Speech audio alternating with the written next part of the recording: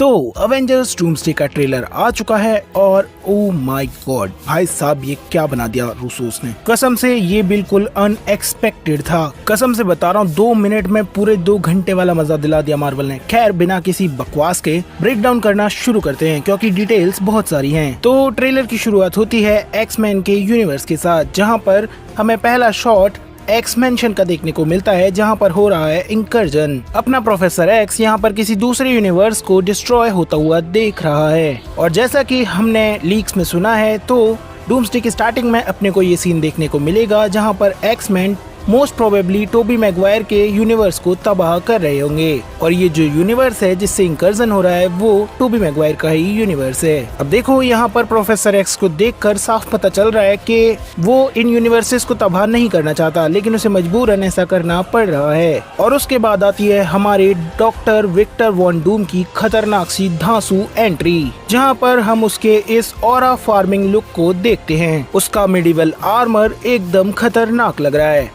मतलब यहाँ पर हमें उसके आर्मर की कुछ डिटेल्स देखने को मिलती हैं, जहाँ पर तुम उसका हरा चोगा देख सकते हो और मैंडलोरियन की तरह उसके सूट में मिडिवल टाइम्स की प्लेटिंग भी देख सकते हो। इसके अलावा एक बैच भी देख सकते हो जो कि मोस्ट प्रोबेबली कैप्टन मार्वल को मारकर उसने हासिल की होगी। और इस सबसे बढ़कर इसके बैकग्राउंड में रॉबर्ट डाउनी जूनियर का वो नया वाला एक्सेंट, डॉक्टर डूम वाला एक्सेंट, जिससे हमें बिल्कुल पता नहीं चलता कि यही बंदा आयरन मैन था पहले। डॉक्टर डूम यहाँ पर कह रहा है कि कुछ होने वाला है, कुछ ऐसा जिसे रोकना नामुमकिन है। और आज सूरज ढलने से पहले हमें वो फैसला लेना ही होगा जो आज तक नहीं लिया गया। और यहाँ पर हमें बोलकर डूम किसी टीम की बात नहीं कर रहा है, वो खुद को हम ही बोलता है। और मैं यहाँ पर डूम को देखकर एक बात कह सकता हूँ कि वो 100% किसी और यूनिवर्स से है और किसी मिडिवल टाइम्स के यूनिवर्स से है, क्योंकि उसका एक्सेंट मिडिवल टाइम्स का है, उसके सूट की डिटेल्स मिडिवल टाइम्स की हैं। और जो लीक्स हमने सीक्रेट वॉर्स वाले देखे थे उसमें भी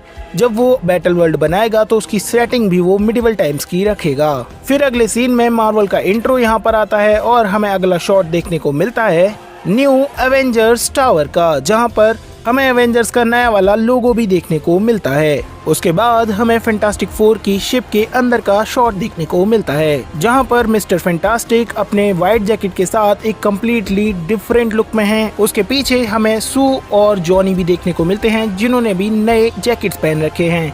यहाँ पर सिर्फ अपना थिंग पुराने लुक में है। और उनके साथ हमें देखने को मिलता है हमारा गॉड ऑफ थंडर थॉर। और अपना थॉर ही वो होने वाला है जिसका एनकाउंटर सबसे पहले होगा फैंटास्टिक 4 के साथ। लेकिन आखिर कैसे? तो मेरा मानना है कि थॉर वो सबसे पहला बंदा होगा जिसे मल्टीवर्स के डिस्ट्रक्शन के बारे में पता चलेगा लव के थ्रू, क्योंकि लव इटर्निटी का सीधा अवतार है। तो मल्टीवर्स के तबाह होने की वजह से वो बीमार पड़ रही है और इसी चीज के इलाज के लिए थॉर पृथ्वी पर आ रहा होगा। और तभी उसका इनकाउंटर होगा फैंटास्टिक 4 से, जो कि उसे मल्टीवर्स के बारे में और बताएंगे और उस खतरे के बारे में भी जो मल्टीवर्स पर गहरा रहा है। उसके बाद वो फैंटास्टिक 4 के साथ मिलकर न्यू एवेंजर्स टावर्स में आ जाएगा। अगले शॉट में हम सैम विल्सन, बकी बार्न्स और एंटमैन को एक साथ देखते हैं और हम देखते हैं कि उनके सामने कोई तो खड़ा है। अब देखो जितने हैरानी से वो इसे देख रहे हैं तो यहाँ पर ये थॉर तो नहीं है, क्योंकि इसके बाल अलग हैं। तो मार्वल वाले हमसे कुछ तो छुपाने की कोशिश कर रहे हैं। मे भी हो सकता है कि यहाँ पर हमें स्टीव रॉजर्स भी देखने को मिले, क्योंकि अगर तुमने ध्यान दिया हो तो ट्रेलर के एंड में जो स्टीव और अपने थॉर का एनकाउंटर होता है वो भी फैंटास्टिक 4 की शिप के अंदर ही होता है। तो इस सीन में 100% स्टीव रॉजर्स भी होने वाला है। इसके बाद वाले सीन में ये कंफर्म कर दिया जाता है कि ये सारे लोग अवेंजर्स टावर में इकट्ठे हैं और इस सीन में मस्त मस्त डिटेल हैं। सबसे पहले तो पीछे वाली स्क्रीन को देखकर हमें पता चलता है कि एक साथ 3-3 अर्थ्स का इंकर्जन हो रहा है। मतलब कॉमिक्स में एक साथ सिर्फ 2 अर्थ का इंकर्जन होता है, लेकिन MCU में एक साथ 3 अर्थ का इंकर्जन हो रहा है और चीजें बहुत मजेदार होने वाली हैं। इसके अलावा जो चीज मैंने अभी बोली कि यहाँ पर स्टीव रॉजर्स भी होने वाला है, तो उसका एक प्रूफ ये है कि यहाँ पर हमें फैंटास्टिक 4 के बीच में एक बंदे का गैप देखने को मिलता है और यहीं पर खड़ा होगा हमारा स्टीव रॉजर्स। अब देखो यहाँ पर तीनों टीम्स को आपस में बांटा गया है, जहाँ पर अपने थंडरबोल्ट्स एक साइड में खड़े हैं, फैंटास्टिक 4 एक साइड में खड़े हैं और अपना एंटमैन फैंटास्टिक 4 वाली साइड पर खड़ा है।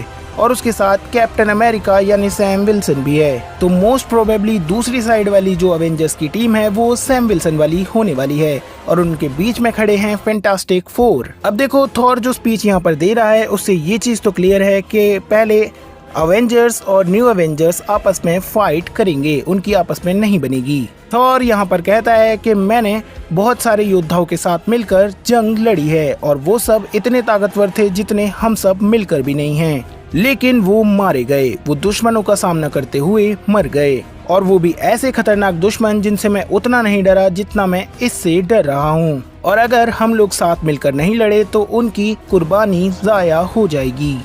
अब देखो यहाँ पर वो एक तरह से टोनी स्टार्क को शाउट आउट भी दे रहा है और वो ये भी बता रहा है कि वो अपने 1500 साल के जीवन में कितने खतरनाक दुश्मनों से लड़ चुका है और हमारा डॉक्टर डूम उन सबसे खतरनाक है और मैं गारंटी से श्योर हूँ कि उसका सामना डॉक्टर डूम से एक बार हो चुका है। पहले वो डूम से लड़ चुका है, हार चुका है, जिसके बाद ही वो इतना ज्यादा डरा है। और थॉर कहता है कि इसीलिए अपने आपसी झगड़े बंद करो और ये याद रखो कि अगर तुम जिंदा लौटे तो एक परिवार बनकर लौटोगे, लेकिन ये तभी मुमकिन है अगर कोई करिश्मा हो जाए। इसके बाद अगले सीन में हमें नेमोर देखने को मिलता है अपने कॉमिक एक्यूरेट सिटिंग स्टाइल में, अपने कॉमिक एक्यूरेट सूट के साथ। यहाँ पर हम एम्बाकू और शूरी को भी देखते हैं। अगले शॉट में हम देखते हैं कि यहाँ पर नेमोर से मिलने फैंटास्टिक फोर, थंडरबोल्ट्स और वकांडियंस तीनों के कुछ मेंबर्स आए हैं। यहाँ पर हमें थिंग देखने को मिलता है, एम्बाकू और ब्लैक पैंथर देखने को मिलते हैं और थंडरबोल्ट्स के कुछ मेंबर्स देखने को मिलते हैं। लेकिन अपना नेमोर उन्हें फंसाकर उनसे लड़ने की कोशिश करेगा क्योंकि वो नेमोर है और वो उन पर इतना ट्रस्ट नहीं करता। अब देखो ये सारे कैरेक्टर्स यहाँ पर नेमोर से मदद मांगने गए हैं और हम जानते हैं कि नेमोर उनके साथ टीम अप करने वाला है क्योंकि उसने अपने समुद्र को पीछे कर दिया है और वो मीटिंग के लिए सरफेस पर आ चुका है। अगले शॉट में हम अपने थॉर को डूम की तरफ चार्ज करते हुए देखते हैं एक्स मैंशन में और वो भी अकेले। और इस वाले सीन में मेरा तो सपना पूरा होने वाला है, 1v1 बैटल थॉर और डूम का। मतलब तुम ये वाला शॉट देखो, यहाँ पर स्टॉर्म ब्रेकर में से कैसे लाइट निकल रही है और सामने खड़ा है डॉक्टर डूम। फिर हम एक्स मैंशन में एक बड़ा सा ब्लास्ट होते हुए देखते हैं और मैं 100% श्योर हूँ यहाँ पर जमीन को फाड़कर सेंटिनल बाहर निकलने वाला है। और यहाँ पर हमें सबसे पहले अवेंजर्स वर्सेस एक्समैन का एक बैटल भी देखने को मिल सकता है। अवेंजर्स और एक्समैन की बैटल एक्स मैंशन के अंदर टेक प्लेस करेगी और आगे के शॉट से भी हमें यही लगता है, जहाँ पर हमें सबसे पहले साइक्लॉप्स देखने को मिलता है जो कि अपने वाइजर के साथ फाइट करने के लिए रेडी है। इसके बाद आती है सबसे बेस्ट बैटल अपने शैंग-ची और गैम्बिट की। और मैंने कभी नहीं सोचा था कि मैं जब शैंग-ची को दोबारा देखूंगा तो इतने खतरनाक रूप में देखूंगा। उसके बाद हमें देखने को मिलता है हमारा गॉड ऑफ मल्टीवर्स लोकी। और तुम यहाँ पर नोटिस करोगे तो उसने अपना TVA वाला लुक अपना रखा है और वो किसी खिड़की के पास खड़ा है। और अगर तुम ध्यान दोगे तो यहाँ पर किसी और कैरेक्टर ने उसका लोकी वाला कार्ड पकड़ा हुआ है। अब ये लोकी वाला कार्ड एक चाबी हो सकती है मल्टीवर्स में इधर उधर सफर करने की या फिर लोकी से कांटेक्ट करने की। और हम जानते हैं कि ये कार्ड किसने पकड़ रखा है, ये पकड़ रखा है स्टीव रॉजर्स ने। देखो हमने लीक्स में सुना है कि अपना लोकी हमारे स्टीव रॉजर्स से मिलने जाएगा उसके यूनिवर्स में और उसे उठाकर शिफ्ट कर देगा फैंटास्टिक फोर के यूनिवर्स में, क्योंकि वहाँ पर स्टीव सेफ रह सकता है और वहाँ पर इंकर्जन नहीं होंगे। अब तुम ध्यान दोगे तो इस कार्ड के पीछे हमें ये ट्रिसील ट्री भी देखने को मिलती है, जिससे ये कंफर्म हो जाता है कि ये वाला लोकी गॉड ऑफ मल्टीवर्स बनने के बाद वाला लोकी है। और आखिर लोकी यहाँ पर आया तो आया कैसे, अपनी टाइमलाइंस को छोड़कर। तो मे बी या तो उसने अपना कोई इल्यूजन बनाया होगा या फिर ये लोकी उसका कोई वेरिएंट है और अपने गॉड ऑफ मल्टीवर्स ने उसे ये ऑर्डर दिया है कि वो जाकर स्टीव को ये कार्ड दे और उसे उस यूनिवर्स से माइग्रेट कर फैंटास्टिक फोर के यूनिवर्स में ले जाए। अब देखो 100% कंफर्म हूँ मैं कि अपना लोकी जिस विंडो के पास खड़ा है वो विंडो वही है जहाँ से हमने स्टीव और पैगी का डांस देखा था। अगले शॉट में हम वकांडियंस को फैंटास्टिक फोर और न्यू एवेंजर्स के साथ मिलते हुए देखते हैं। तो अपने फैंटास्टिक फोर पहले न्यू एवेंजर्स से मिलेंगे और उसके बाद वो जाएंगे वकांडियंस के पास और फाइनली टेलोकांस को अपनी टीम में शामिल करेंगे। अगले सीन में एक्स मैंशन के अंदर हम देखते हैं अपनी येलेना, मिस्टर फैंटास्टिक और हर्बी द रोबोट को। अगला शॉट यहाँ पर हमें मिस्टीक का दिखाया गया है और वो अपनी कॉमिक एक्यूरेट व्हाइट कॉस्ट्यूम में है और वो यहाँ पर खुद को येलेना में टर्न कर लेती है और उसके बाद हमें देखने को मिलती है येलेना वर्सेस येलेना की फाइट। भाई साहब मजा आ गया। फिर अगले शॉट में हमें मैग्नेटो और चार्ल्स एक्जेवियर दिखाए जाते हैं जो कि हमने टीजर में भी देखे थे। इसी तरह स्कॉट लैंग यानी एंटमैन भी अपनी बेटी कैसी लैंग को एक आखिरी बार गुड बाय कह रहा है। फिर हमें एक और इमोशनल शॉट देखने को मिलता है जहां पर अपना जॉनी किसी गोल्डन हेयर वाले कैरेक्टर को अपने गले लगा रहा है। अब देखो, या तो ये उसकी बहन सूजन स्टॉर्म हो सकती है या फिर ये हो सकता है अपना फ्रैंकलिन रिचर्ड्स।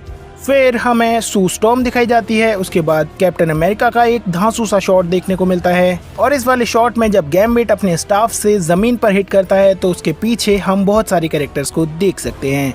उसके सामने शैंग-ची खड़ा हुआ है, उसके पीछे हम सैम विल्सन को, उसके लेफ्ट में मिस्टीक को और यहाँ पर मिस्टर फैंटास्टिक को देख सकते हैं। और ये वही वाला सीन है जहाँ पर हमें एक्स-मैन और एवेंजर्स के बीच में फाइट देखने को मिलेगी। उसके बाद हमें साइक्लॉप्स के अपने वाइजर वाला वो खतरनाक शॉट देखने को मिलता है और फिर हम सू स्टॉर्म को उसकी फोर्स फील्ड का यूज करते हुए देखते हैं। अब देखो, ट्रेलर जैसे कट किया गया है उस हिसाब से लग रहा है कि अपनी सू स्टॉर्म लड़ रही है नेमोर से, लेकिन मूवी में ऐसा कुछ भी नहीं होने वाला। और उसके बाद आता है इस ट्रेलर का मनी शॉट फाइनल बैटल, जहां पर हम थॉर और डॉक्टर डूम को आमने सामने देखते हैं। और मैंने कहा था ना कि इस मूवी में थॉर हमें इन्फिनिटी वॉर वाले पीक फॉर्म से भी ज्यादा पीक में देखने को मिलेगा। यहाँ पर अपना थॉर डॉक्टर डूम के ऊपर पूरी ताकत लगाकर अपने स्टॉर्म ब्रेकर से अटैक करता है। वो एकदम प्योर बसरकर मोड में है, उसकी लाइटनिंग इतनी ज्यादा निकल रही है। इन्फिनिटी वॉर वाली गलती उसने यहाँ पर नहीं दोहराई है। इन्फिनिटी वॉर में वो थैनोस के ऊपर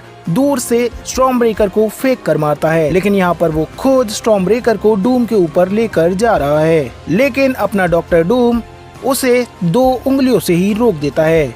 और ये डॉक्टर डूम की कोई स्ट्रेंथ नहीं है क्योंकि वो एक नॉर्मल ह्यूमन है, ये है उसका रूइन मैजिक। और भाई कसम से ये वाला सीन ट्रेलर के अंदर नहीं दिखाना चाहिए था। भाई क्या सीन है ये। अब तुम यहाँ पर ध्यान से देखोगे तो अपना स्टॉर्म ब्रेकर और उसकी लाइटनिंग थॉर की दोनों उंगलियों को टच भी नहीं कर पा रहे हैं। एक तरह से एक फोर्स फील्ड सी बन गई है वहाँ। और इससे तुम्हें पता तो चल गया होगा कि डॉक्टर डूम और उसका मैजिक कितना ज्यादा खतरनाक है। इसके बाद ट्रेलर के एंड में हमें थॉर और स्टीव का ये प्यारा सा रियूनियन देखने को मिलता है, जहाँ पर थॉर पहले तो भरोसा ही नहीं करता कि आखिर कैसे पॉसिबल है। और ऐसा शायद इसलिए है क्योंकि उसे डॉक्टर डूम पूरी तरह से तोड़ चुका है, तो वो किसी चीज पर भरोसा नहीं कर पा रहा। और वो भरोसा जीतने के लिए उसे म्योल्नीर दिखाता है और अपना स्टीव रॉजर्स म्योल्नीर को समन करता है। और यहीं पर ट्रेलर खत्म हो जाता है।